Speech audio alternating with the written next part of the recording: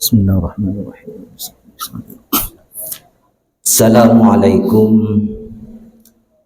warahmatullahi wabarakatuh.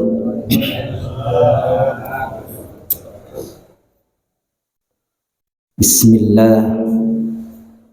Alhamdulillah alladzi malikal mulki tu'til mulka man tasha wa tanzi'ul mulka mimman tasha wa tu'izzu man tasha wa tudhillu man tasha biyadikal khair innaka ala kulli syai'in qadir.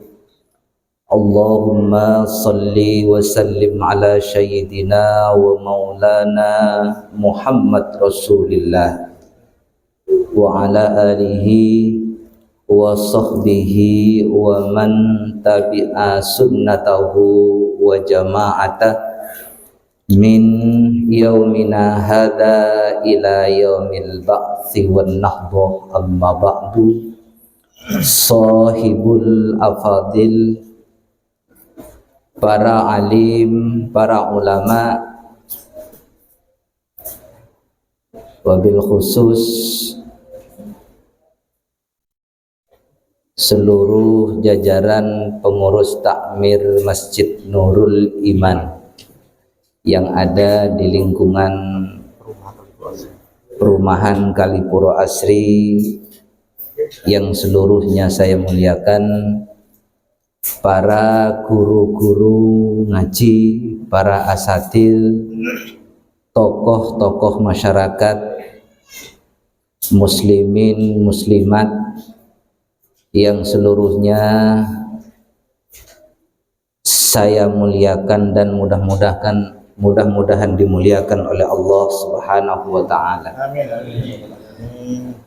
Tak lupa kepada adik-adik remaja masjid yang mungkin terbentuk, yang mereka itu adalah merupakan kader-kader daripada Masjid Nurul Iman ini yang saya banggakan. Alhamdulillahirabbil alamin. Pada malam hari ini kita patut berterima kasih kepada Allah Subhanahu wa taala. Kenapa? Karena pada malam hari ini kita diperkenankan oleh Allah untuk mengikuti serangkaian acara malam nisfus Sa'ban, yang mungkin tadi diawali dengan sholat berjamaah maghrib, dilanjutkan dengan pembacaan tahlil dan pembacaan yasin, yang ini juga ada majelis taklimnya walaupun nanti sebentar, yang banyak teman kita, saudara kita, tetangga kita sama dengan jenengan semua ingin juga hadir di masjid ini atau di tempat-tempat yang lain dalam rangka nisfus Sa'ban, akan tetapi mereka sedang tidak diperkenankan oleh Allah Subhanahu wa taala, sedang tidak diberi kesempatan oleh Allah Subhanahu wa taala. Oleh karena itu pantas kiranya kalau kita berterima kasih kepada Allah, karena dengan berterima kasih itu akan ditambah nikmat-nikmat yang lain yang sudah barang tentu dalam kehidupan kita dibutuhkan. Bapak Ibu yang saya muliakan, alhamdulillah kita haturkan sholawat ma'assalam keharibaan baginda Nabi besar Muhammad sallallahu alaihi wasallam pada malam hari ini, di mana beliau telah terukir dengan tinta emasnya karena keberhasilannya mengkikis habis tatanan kehidupan jahiliyah menuju ke jembatan Islam di bawah naungan Al-Quran dan Al-Hadis. Pada kesempatan kali ini mungkin sedikit ingin saya perkenalkan Bapak Ibu. Saya ini sebenarnya selalu ada di lingkungan kerajaan Kalipuro Asri ini, karena kebetulan saya ini ketua umum Tanfidiyah Nahdlatul Ulama Kecamatan Kalipuro sejak 4 tahun yang lalu. Dan saya punya aktivitas dengan teman-teman juga, ada Baitul Mal wat Tamwil yang mungkin jenengan setiap hari lewat. Di situ ada BMT NU. NU-nya itu bukan Nahdlatul Ulama, tapi nuansa ummah. Baitul Mal wat Tamwil, nuansa ummah. Bapak Ibu yang saya hormati, dalam kesempatan kali ini saya ingin menjelaskan dua hal saja, dan saya upayakan dua hal ini singkat tapi mudah-mudahan menjadi oleh-oleh kita pulang ke rumah. Yang pertama tentang nisfus Sa'ban. Banyak sekali para ulama, para guru-guru kita, para masyayikh kita menjelaskan sederetan peristiwa-peristiwa yang terjadi pada nisfus Sa'ban ini atau pada bulan Sa'ban ini. Tapi saya hanya ingin menjelaskan satu hal saja, bahwa menurut Rasulullah SAW, malam nisfus Sa'ban ini adalah salah satu peristiwa pentingnya adalah amal kita, baik amal yang jelek maupun amal yang baik, ini secara pembukuan administrasi sudah ditutup untuk 1 tahun sejak bulan Sa'ban yang kemarin sampai malam ini ditutup.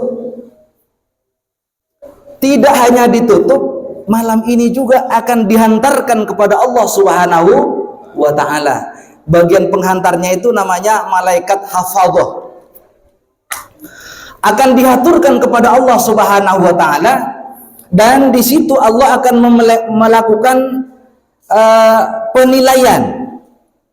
penilaian mana amal yang bisa diterima, mana amal yang tidak diterima.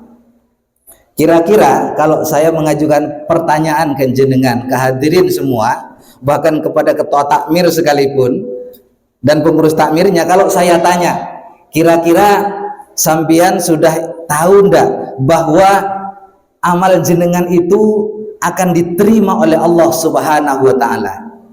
Atau begini, pertanyaannya kurang umum, misalnya, bagaimanakah kira-kira amalan jenengan itu ketika sampai di hadapan Allah Subhanahu wa Ta'ala?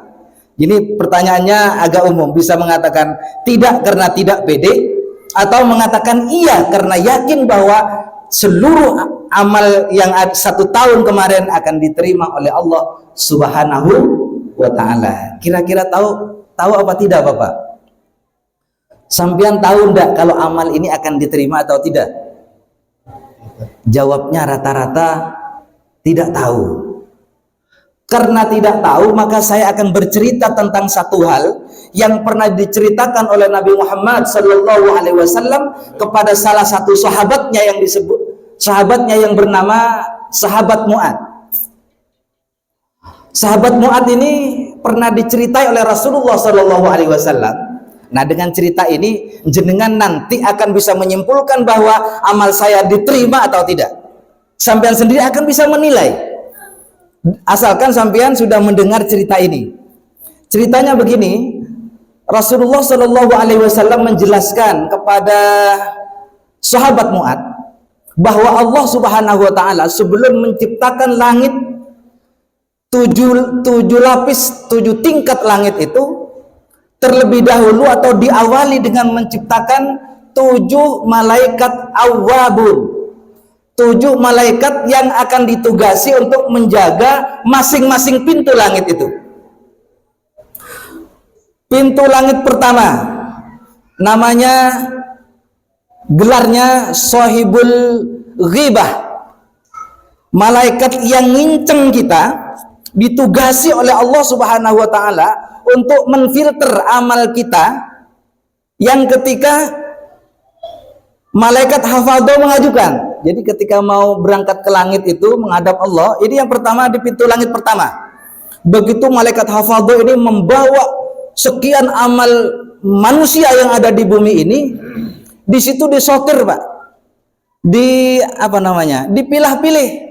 Kata malaikat sahibul ghibah, malaikat hafadhah, saya dilarang oleh Allah Subhanahu wa taala untuk menerima amal manusia yang kerjanya setiap hari ghibah, sering mengunjingi, membicarakan orang lain. Dan ini berlaku kepada seluruh umat manusia, termasuk takmir masjid, termasuk yang ngomong ini, yang di depan ini. Kalau setiap harinya always, selalu membicarakan orang lain yang tidak penting, yang tidak bermanfaat, atau yang mengandung fitnah, maka amal orang ini sudah kifu wajhahu, katanya, kata malaikat yang jaga langit pertama, kembalikan amal ini, pukulkan ke mukanya. Saya dilarang oleh Allah untuk menerima amalnya orang-orang yang selama 1 tahun kemarin kerjanya ghibah.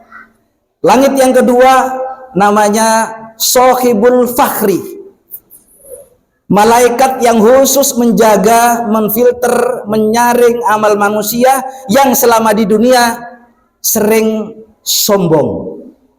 Jadi amalnya bagus, sholat oke, zakat banyak, bantu orang lain iya, sholat malam rajin, sudah ke Mekah bolak-balik, tapi sikapnya sombong. Maka kata di langit yang pertama, di langit yang kedua sudah ditolak oleh Allah, oleh malaikat Sohibul Fakhri itu tadi. Udah malaikat hafadhah, kembalikan kepada orangnya, pukulkan ke mukanya. Saya dilarang untuk menerima amal orang yang selama ada di dunia sombong. Langit yang ketiga, gelar malaikatnya namanya Sohibul Kibrih, malaikat yang ngincengi manusia atau memfilter amal manusia, yang manusia ini selalu takabur. Apa takabur ini? Sering membesar-besarkan dirinya. Ini kalau bukan saya, ini kalau bukan saya, ini kalau bukan saya, ndak jadi nih, katanya. Lah orang-orang yang begini amalnya sudah akan berhenti di langit ketiga dan tidak akan lanjut kepada Allah Subhanahu wa taala. Langit yang keempat namanya langit yang keempat namanya Sohibul Ujub. Ujub itu artinya orang yang heran kepada dirinya sendiri, Pak. Ya Allah, saya ini kok alim ya. Ya Allah, saya ini kok hebat ya, kok bisa kaya saya ini. Ya Allah, kalau saya pidato kok bagus ya. Ya Allah, saya setiap malam kok bisa sholat malam. Itu namanya ujub. Heran kepada dirinya sendiri, tidak pernah nyandar kepada Allah Subhanahu wa taala. Tidak pernah sadar bahwa seluruh amal perbuatan kekuatannya adalah ditolong oleh Allah Subhanahu wa taala. Itu namanya ujub. Ini langit yang berapa ini? Keempat ya. Yang kelima namanya Sohibul Hasad. Hasad itu artinya dengki. Jadi selama 1 tahun orang ini selalu dengki kepada orang lain. Kalau ada tetangganya punya nikmat, dia tidak senang. Dia tersiksa ketika tetangganya mendapatkan nikmat dari Allah Subhanahu wa taala. Dan bahkan nikmat yang ada di tetangganya, di orang lain, di saudaranya, ingin pindah kepada dirinya sendiri dengan cara-cara yang tidak halal. Ini namanya orang hasud. Dan orang-orang yang begini amalnya 1 tahun sudah akan berhenti di langit kelima. Langit yang keenam adalah Sohibur Rahmah. Siapa Sohibur Rahmah ini? Malaikat Sohibur Rahmah ini adalah malaikat yang ngencengi manusia, yang menfilter, menolak amal manusia, yang selama ada di dunia itu tidak pernah punya kasih sayang, tidak punya rasa empati, baik kepada orang lain atau kepada makhluk-makhluk Allah yang lain. Di sekitar kita ada manusia, ada udara, ada tumbuhan, ada binatang. Itu semua makhluk Allah Subhanahu wa taala. Dan orang-orang yang tidak punya sifat kasih sayang kepada makhluknya Allah, amalnya akan berhenti di langit ke-6. Dan yang terakhir Langit ketujuh namanya Shahibud Dzikri. Siapa itu? Malaikat ini ngencengi meneliti orang-orang yang punya amal selama 1 tahun. Ketika duduk di masjid, di majlis seperti ini, dia hatinya punya keinginan, saya paling hebat, saya paling alim, saya paling ustadz, saya paling tokoh masyarakat. Kalau yang lain-lain kecil lah, orang-orang seperti ini amalnya akan berhenti di langit ketujuh. Yang terakhir, sisanya amal-amal yang di stop itu masih ada. Malaikat hafadho ini masih memiliki atau membawa sisa amal-amal orang yang lolos di 7 tingkat ini. Saking hebatnya amal ini, cahayanya sampai seperti matahari, seperti bulan. Dan malaikat tingkat 1 sampai tingkat ke-7 mengawal semua menghadap Allah Subhanahu wa ta'ala. Saking hebatnya amal ini. Tapi ketika di hadapan Allah, kata Allah, antum al-hafadatu ala abdi, kamu ini hanya menjaga fisiknya. Setiap hari kamu ini hanya melihat fisiknya, rajin sedekah, rajin sholat, rajin ibadah, haji, bolak-balik, tetangganya dibantu semua, tidak ada yang fakir miskin di situ. Tapi ana qaribun min qalbihi, kata Allah, saya yang paling dekat dengan hatinya. Lalu apa kata Allah? Orang ini walaupun hebat amalnya, bukan untuk saya, tapi amalnya seluruhnya akan ditukar dengan selain Allah Subhanahu wa ta'ala. Bapak Ibu yang saya hormati, kalau kita melihat cerita ini, kira-kira kita sudah bisa menjawab nih. Satu tahun kemarin kita melakukan apa? Kalau ternyata kita ini hati-hati tidak membicarakan orang lain, hati-hati tidak sombong, hati-hati tidak takabur, hati-hati tidak ucup, dan sifat-sifat yang jelek yang lain, maka insya Allah amal kita sampai di hadapan Allah Subhanahu wa ta'ala. Dan apalagi amal itu betul-betul untuk Allah, maka akan lolos dalam catatan Allah Subhanahu wa ta'ala, termasuk amal yang diterima. Amal yang jelek juga sampai kepada Allah. Malam ini adalah Allah memberi maaf besar-besaran kepada seluruh umat manusia. Tapi dosa yang berkaitan dengan Allah. Kalau yang dengan manusia, tunggu dulu. Makanya Sa'ban ini nanti setelah acara biasanya kita saling memaafkan. Kenapa? Yang berkaitan dengan manusia Allah tunda untuk dimaafkan, kecuali sudah minta maaf kepada orang yang bersangkutan. Tapi kalau yang berhubungan dengan Allah, selain syirik, menyekutukan Allah, Allah tidak akan mengampuni dosa-dosa. Itu yang pertama. Kira-kira 5 menit lagi terkait dengan masjid. Ini ada takmirnya Pak Gi. Takmir masjidnya sudah lengkap. Masjid ini kalau saya tanya di beberapa tempat, entah kalau ditanya di sini nanti apa jawabannya. Kalau saya tanya apa sih masjid itu, jawabannya macam-macam. Ada yang menjawab masjid itu adalah bangunan cor dan beton serta besi. Itu benar, tidak salah kan? Tidak salah. Ada yang menjawab masjid itu adalah rumah Allah. Tidak salah.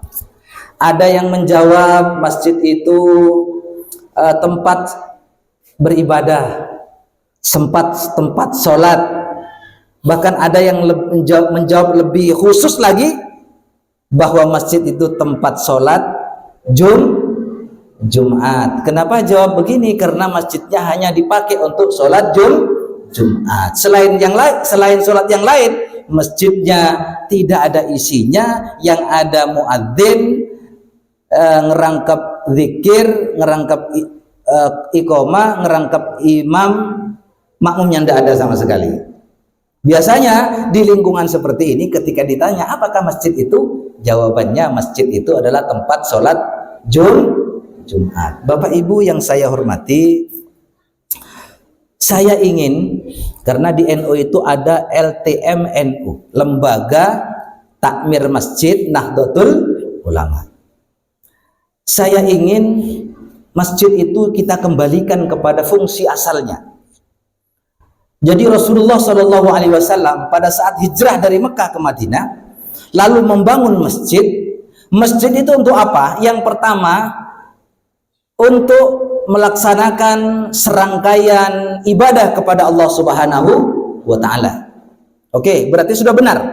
Jawaban yang tadi itu benar. Yang kedua, masjid itu pada saat itu, pada masa Rasulullah itu adalah digunakan tempat menyelesaikan persoalan-persoalan jamaah.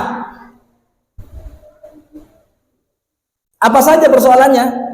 Ada persoalan ekonomi, ada persoalan didiskusikan di masjid. Tapi ekonomi yang bersifat jamaah. Misalnya ada di sini ada 50 jamaah yang aktif. Ada nih tetangga salah satu jamaah ekonominya berat banget. Itu didiskusikan di tingkat masjid untuk kita selesaikan bersama-sama. Itu boleh. Yang enggak boleh kalau saya di dalam masjid dengan Ustadz Ansori ini saya berbicara soal bisnis pribadi. Itu baru tidak boleh. Ada persoalan-persoalan di lingkungan masjid ini, kelompok satu dengan kelompok yang lain, yang di situ adalah termasuk jamaah, ada misunderstanding, ada kesalahpahaman, ada persoalan-persoalan kelompok-kelompok yang perlu mendapat penanganan. Maka takmir masjid dan seluruh komponennya, masjid dijadikan tempat untuk mendiskusikan soal-soal itu. Bicara soal keamanan, Rasulullah dulu ketika mau perang, bicara strategi perang ya di masjid. Berbicara membangun pasar yang ada di Madinah ya di masjid. Tidak ada dulu koperasi pada saat itu. Yang penting membicarakan soal-soal yang bersifat jamaah, bukan soal-soal pribadi. Saya ingin masjid kita kembalikan kepada fungsi asalnya. Bukan hanya untuk sholat saja, bukan hanya untuk beribadah saja, tapi untuk persoalan-persoalan problem solving, penyelesaian soal-soal keumatan. Bapak Ibu yang saya hormati, siapa kemudian yang menggerakkan? Bentar, ciri-ciri masjid itu ada dua.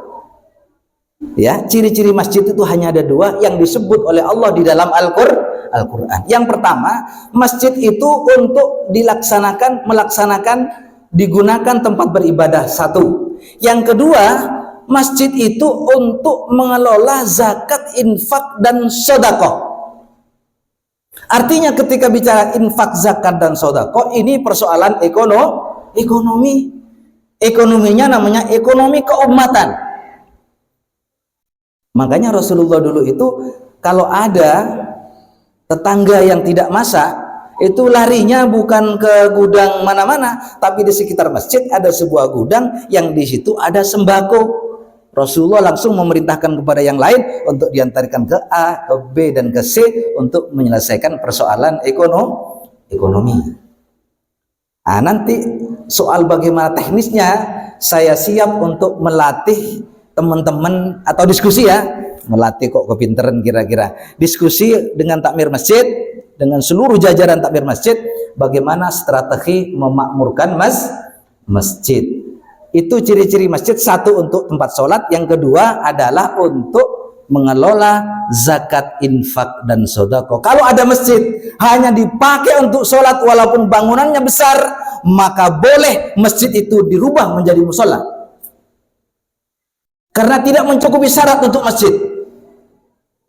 Ini Al-Quran. Innama ya'muru masajidallahi man amana billahi wal yaumil akhiri wa aqamas sholata wa atuz zakah.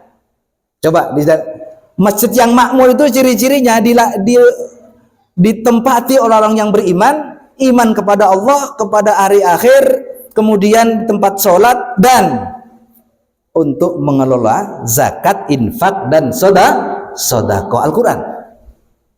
walaupun bangunannya besar tapi hanya untuk sholat saja, maka boleh masjid itu diganti menjadi musola karena tidak mencukupi syarat untuk disebut masjid. Mohon maaf kalau ini agak mungkin sering tidak lumrah, tapi itu yang benar. Yang terakhir tentang takmir. Jadi itu kalau misalnya kita ingin memakmurkan masjid ini, strateginya ada 5 dan tidak mungkin disampaikan semua pada malam hari ini. Sekarang yang terkait dengan takmir, saya kalau mau tanya nih sama takmir, apa sih yang disebut dengan takmir itu? Rata-rata jawabannya pengurus masjid, orang-orang yang ngurus masjid, orang-orang yang dibentuk oleh jamaah masjid untuk bertanggung jawab terhadap apa yang terjadi di masjid. Itu namanya takmir. Jadi supaya kita tahu apa takmir itu, ayo kita keloncei dari asal katanya. Asal katanya itu bahasa Arab yang kalimat dasarnya adalah ammaro yu'ammiru takmiron. Takmir itu artinya orang yang berusaha memakmurkan masjid dan berusaha memakmurkan jamaahnya masjid. Jadi kalau ada takmir hanya memakmurkan masjid, itu bukan ammaro yu'ammiru, tapi amaro ya'muru umron. Jadi beda. Jadi sampean datang ke masjid itu namanya memakmurkan masjid. Datang, tidak ada upaya untuk memakmurkan masjid, sampean sendiri memakmurkan dengan dirinya sendiri. Tapi kalau takmir itu adalah orang sekelompok manusia yang berusaha untuk memakmurkan masjid dan memakmurkan jamaahnya masjid. Bagaimana teknisnya? Harus ada diskusi ulang. Oke? Saya siap datang kumpul takmir khusus dari 5 dulu, nanti naik ke 10 ya, atau terus meningkat untuk membicarakan soal 5 strategi memakmurkan masjid. Jadi nanti masjid ini kalau misalnya ada di sekitar masjid calon jamaah yang selama ini sulit sekali ke masjid, bahkan azan sudah dikumandangkan setiap waktu, tapi kok tidak datang ke masjid. Bapak Ibu yang saya hormati, bahwa azan itu memang lumrah disebut panggilan untuk sholat, tapi yang sekarang itu substansinya adalah adzan hanya sebagai dekorasi, adzan hanya sebagai just decoration only, hanya sebagai dekorasi. Buktinya orang tidak datang ke masjid artinya cara memanggil orang ke masjid sudah tidak hanya adzan, ada cara yang lain. Ada cara yang lain. Nanti bagaimana caranya kita diskusikan di tingkat takmir. Kita diskusikan di tingkat takmir masjid. Yang penting kita pegang dulu bahwa yang disebut takmir itu orang yang sekelompok orang-orang yang berusaha memakmurkan masjid dan berusaha memakmurkan jamaahnya masjid. Karena begini, ketika masjidnya saja yang makmur, masjidnya saja yang bangunannya besar, masjidnya saja yang bangunannya mewah, tapi masyarakatnya tidak mewah, saya pastikan 99% masjidnya akan sepi setiap waktu. Tapi ketika masjidnya layak dipakai, seperti inilah, ini kan layak dipakai, tapi masyarakatnya mewah, masyarakatnya makmur ekonominya, makmur imannya, makmur ilmunya, maka masjid yang sederhana ini akan didatangi oleh banyak orang. Sehingga kesimpulannya, punya masjid itu penting, tapi punya masjid mewah itu tidak penting. Karena lebih penting punya masyarakat yang mewah daripada masjidnya yang mewah. Karena kalau masyarakatnya mewah tapi kalau masyarakatnya mewah, masjidnya akan makmur. Tapi kalau hanya masjidnya yang mewah, masyarakatnya kere, insya Allah masjidnya tidak ada isinya. Bapak Ibu yang saya hormati, itu saya kira yang bisa saya sampaikan pada malam hari ini. Terkait dengan masjid, saya siap 24 jam kapan saja dibutuhkan, karena saya ini pekerja civil society, pekerja sosial. Saya ini sudah pensiun jadi guru sertifikasi dan imbasing, walaupun belum waktunya. Saya pensiun dini karena waktunya tidak cukup. Siswa sering saya tinggalkan di SMP atau di sanawiyah. Kalau saya masuk tidak berhenti, tidak pensiun dini, sementara gaji tetap saya tanda tangani setiap bulan, orangnya tidak datang ke sekolah. Kira-kira saya ini beda-beda tipis dengan pencuri ayam. Gajinya diambil tapi saya tidak datang ke sekolah, sehingga saya harus minta izin pensiun awal karena sudah tidak sering ke sekolah, dan saya memilih untuk berkhidmah di masyarakat Kalipuro untuk ngurusi banyak persoalan, termasuk persoalan masjid. Di mana-mana takmir dengan takmir caruk, Pak. Tukaran, rebutan jadi ketua takmir dan sebagainya. Bapak Ibu yang saya hormati, itu saya kira yang bisa saya sampaikan. Mudah-mudahan apa yang disampaikan sejak awal sampai akhir ini, walaupun agak kocar-kacir sedikit, kemudian mungkin tidak berkenan di sanubari hadirin semuanya, sebesar-besarnya saya minta maaf, dan mudah-mudahan kalau ada yang kira-kira benar, itu semuanya dari Allah Subhanahu wa taala, dan mudah-mudahan bermanfaat kepada kita semua. Khusus masjid ini saya berdoa, dan kita harus berdoa bersama-sama ke depan, mudah-mudahan masjid ini menjadi masjid yang bisa makmur, baik makmur masjidnya juga makmur masyarakat masjidnya. Wallahul muwaffiq ila aqwamit thoriq. Wassalamualaikum warahmatullahi wabarakatuh.